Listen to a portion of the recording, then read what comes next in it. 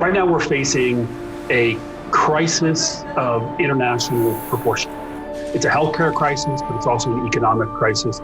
It's going to have long-term impact for us. And we're going to see that the biggest impact is actually going to be acceleration of inequality.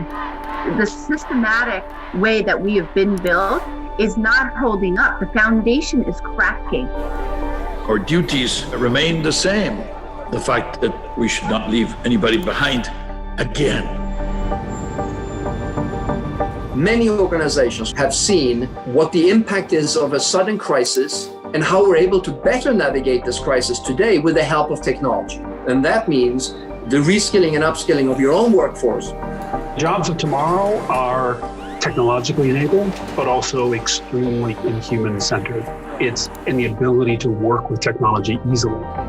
On the other hand, with this new way of working and especially remote work, we see that there is a huge need of emotional intelligence. We have really to invest a lot in people to guarantee their jobs, but also to allow them the mobility they need on an ever-changing labor market. 8 out of 10 of the young people who are in low and middle income countries are going to have to be entrepreneurs. They're going to have to make jobs for themselves. Having creative curriculums and teaching creativity is enabling your learners to have transferable skills, resilience, mastery, collaboration, asking questions, why, how, when. This is what they need in order to thrive in any profession which they choose. The moment you incorporate marginalized segments of society, it changes the product offering, it changes the way that we think about supply chains. When you cater to the margins, the positive externalities in economic terms are pretty enormous.